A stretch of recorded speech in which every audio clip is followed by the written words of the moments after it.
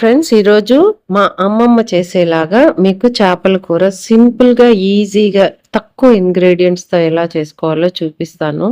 మా అమ్మమ్మ చాలా బాగా చేసేది. ఆమె నెల్లూరు ఆమె, చాలా బాగా చేసేది. ఒకసారి మీరు కూడా ట్రై చేయండి.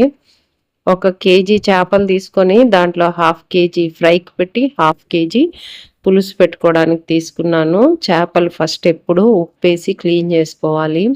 ఉప్పేస్తే దాంట్లో ఉండే జిగురంతా పోతుంది. ఉప్పు వేసి 2 సార్లు ఇట్లా, దీన్ని రాళ్ళసట్టి అంటారు. రాళ్ళసట్టిలో మనం క్లీన్ చేసుకుంటే దాని మీద ఉండే పొలుసులంతా కూడా పోతాయి. ఫిష్ కటింగ్ వాళ్ళంతా క్లీన్‌గా చెయ్యరు కాబట్టి మన ఇంట్లో క్లీన్‌గా చేసుకోవాలి. 2 సార్లు రాళ్ళ ఉప్పేసి ఈ సట్టిలో బాగా తిప్పుతా ఉంటే సరిపోద్ది. తర్వాత ఒకసారి నిమ్మకాయతో క్లీన్ చేసుకుంటే ఆ స్మెల్లే రాదు. ఫిష్ స్మెల్లే రాదు. ఫిష్ స్మెల్ వస్తే కూర కూడా తినలేము కాబట్టి ఖచ్చితంగా నిమ్మకాయ వాడాల్సిందే.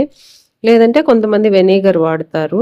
నేను మాత్రం నిమ్మకాయ ఎంత న్యాచురల్‌గా పాసిబుల్ అయితే అంత న్యాచురల్‌గా వంట చేయడానికే చూస్తాను. ఆర్టిఫిషియల్ థింగ్స్ ఏది వాడకుండా, ఈ సాసులు అవి ఏమీ వాడకుండా, అల్లం వెల్లుల్లి పేస్ట్, కొంతమంది చేపల కూరలోకి అల్లం వెల్లుల్లి పేస్ట్ వాడతారు. నేనైతే ఎప్పుడు ఇంతదాకా వాడలేదు. కానీ చాలా బావుంటుంది. ఒకసారి మీరు ఇది కూడా చేసి చూడండి. 1/2 కేజీ చేపలకి ఒక్క ఎర్రగడ్డ, కొంచెం పెద్ద సైజు 2 టమాటాలు, కొంచెం తెల్లగడ్డలు, అంతే. చేపలు చూసినారా, తిప్పుతా అంటే కూడా ఆ జిగురుకి ఎగిరెగిరి పడిపోతాంది.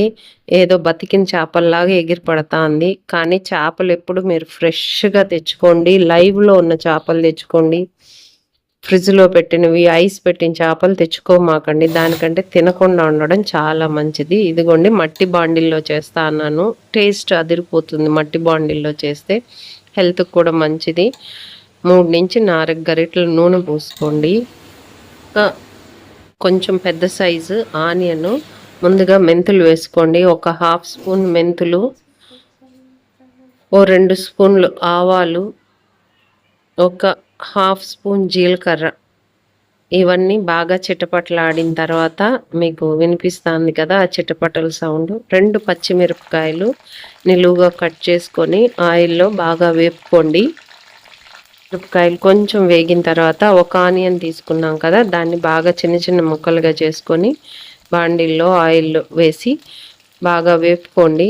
కొంచెం ఆనియన్స్ వేగిన తర్వాత 2 టమోటాలు తీసుకున్నాం కదా, 2 టమోటాలని శుభ్రంగా కడుక్కునేసి చిన్న చిన్న ముక్కలుగా చేసి ఈ ఆనియన్స్ కొంచెం వేగిన తర్వాత వేసేయండి. కొంచెం కరివేపాకు కూడా వేయండి.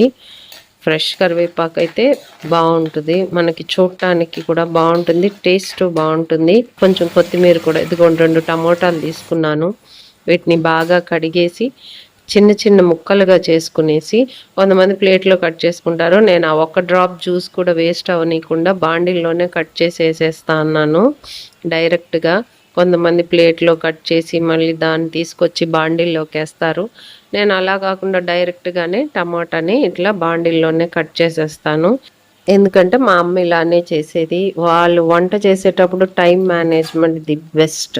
వాళ్ళని చూసి మనం చాలా నేర్చుకోవచ్చు. చూసునింటే, చూడకుండా ఉనింటే ఏం నేర్చుకోలేము. నేను అస్సలు చూడలేదు, కానీ మా అమ్మ చేతి వాటం నాకు వచ్చేసింది వంటల్లో. కాబట్టి నేను బాగా వంట చేస్తాను అని చెప్పుకుంటున్నాను. మీరు ఈ రెసిపీని ఒకసారి ట్రై చేసి నేను బాగా చేస్తానా లేదా అనేది చెప్పాలి. టమాటాలు కట్ చేసి వేసుకున్న తర్వాత ఒక 1.5 స్పూను పసుపు వేసుకోండి. కొంచెం ఉప్పు. పసుపు ఉప్పు వేయటం వల్ల టమాటాలు కొంచెం తొందరగా మగ్గుతాయి. ఈ టమాటాలు బాగా మెత్తగా మగ్గిపోవాలి. స్పూన్తో ఇలా స్మాష్ చేసేసి మూత పెట్టేసామంటే ఒక 5 మినిట్స్లో సిమ్లో పెట్టేసేయాలి. ఎందుకంటే ఇది మట్టి బాండలు, సిమ్లో పెట్టకపోతే మాడిపోతుంది. చూసారా, మొత్తం టమాటాలు బాగా స్మాష్ అయిపోయింది. కొంచెం అటు ఇటుగా ఉంటే స్పూన్తో బాగా స్మాష్ చేసేసేయండి. మీరు ఒక్కసారి ఈ చేపల రెసిపీని చేసి చూడండి. బాగాలేకపోతే నాకు కమెంట్స్ పెట్టండి, బాగున్నా కమెంట్స్ పెట్టండి. ఒకసారి ట్రై చేయండి. చేపల కూర పెద్ద రెసిపీ ఏం కాదు, చాలా సింపుల్ రెసిపీ. కాకపోతే చేపలు కడగటమే ఇక్కడ పెద్ద పని. తర్వాత మీ కారానికి మీరెంత కారం తింటారో అంత కారానికి సరిపడా కారం వేసుకోండి. కారము, ధనియాల పొడి మిక్స్ చేసుకోండి. కొంతమంది కారం తక్కువ తింటారు, కొంతమంది ఎక్కువ తింటారు. కానీ మామూలుగా అయితే చేపల కూరలోకి ఎక్కువ కారమే పడుతుంది. ఎందుకంటే మనం చింతపండు రసం పోస్తాం కాబట్టి చేపల కూరలోకి ఎక్కువ కారం పడుతుంది. సింపుల్ అండి. మీరు చేపల కూర చేసేటప్పుడు పులుపు, కారం, ఉప్పు సరిపోయేటట్టు చూసుకుంటే చాలు. తెల్లగడ్డలు కూడా ఎక్కువ వేసుకోండి. తెల్లగడ్డలు బాగా ఎక్కువ ఉంటే స్మెల్ బాగుంటుంది, ఆ నీచు వాసన రాదు. చింతపండు చిక్కగా వేసుకోండి. కొంతమంది నీళ్ళగా పెట్టుకుంటారు, నాకు అట్లా ఇష్టం ఉండదు. చింతపండు కొంచెం చిక్కగా పోసుకొని చింతపండు కొంచెం మళ్ళీ నీళ్ళు వేసుకోండి. మీకు పులుపు సరిపోయింది అని అనుకుంటే ఆపేయండి. అది బాగా ఉడకాలి. చింతపండు రసము, చింతపండు, కారము, ఉప్పు, తెల్లగడ్డలు అన్నీ బాగా ఉడికిన తర్వాతే లాస్ట్లో చేపలు వేయాలి. మీరు చేపలు వేసే ముందే నేను చూసారా మళ్ళీ కారం వేస్తున్నాను. నేను ఎందుకంటే టేస్ట్ చూడలేదు, నాకు ఆ కలర్ చూసే అర్థమైపోతుంది కారం తగ్గింది అనేసి. సో చింతపండు వేసిన తర్వాత మీరు ఒకసారి టేస్ట్ చూడండి. కొత్తిమీర కూడా కొంచెం చల్లుతా అన్నాను. ఇంకా చూసుకోండి, రెసిపీ అదిరిపోతుంది. నాకు చెప్తా అంటేనే కొంచెం మామిడికాయ ముక్కలు, ఇవి మామిడికాయ ముక్కలు వేసుకున్నా, మునక్కాయ ముక్కలు వేసుకున్నా చేపల కూర అదిరిపోతుంది. యాక్చువల్గా అయితే అందరూ మామిడికాయ ముక్కలు వేస్తారు, ఒకసారి మునక్కాయ ముక్కలు కూడా వేయండి, బాగుంటుంది చేపల కూర. ఇది బాగా చింతపండు, కారము, పచ్చి వాసన పోయేదాకా ఉడికించాలి. ఇదిగోండి నూనె ఇట్లా పైకి తేలేదాకా ఉడికించాలా. నూనె పైకి తేలిన తర్వాత లాస్ట్లో ముక్కలు వేయాలి. నేను తలలు, తోకలు అవి వేసి చేపల కూర చేస్తా అన్నాను, ఎందుకంటే నా ఒక్కదానికే కాబట్టి. ఇంకా వాళ్ళందరికీ ఫిష్ ఫ్రై తింటారు, ఎవరు తినరు, నేను ఒక్కదాన్నే తింటాను కాబట్టి వాళ్ళందరికీ ఫిష్ ఫ్రై పెట్టి నా వరకు చేపల కూర చేసుకున్నాను. కాబట్టి 1/2 kgతో చేసుకున్నాను. ఇదే నేను 2-3 రోజులు పెట్టుకొని తింటాను. చేపల కూర చేసుకుంటే దాదాపు 3-4 డేస్ తినచ్చు. అన్నం ఎంత తిన్నా తింటూనే ఉండాలనిపిస్తుంది, అంత టేస్టీగా ఉంటుంది. ఒకసారి మీరు కూడా ట్రై చేయండి. చాలామందికి చేపల కూర రాదంటారు.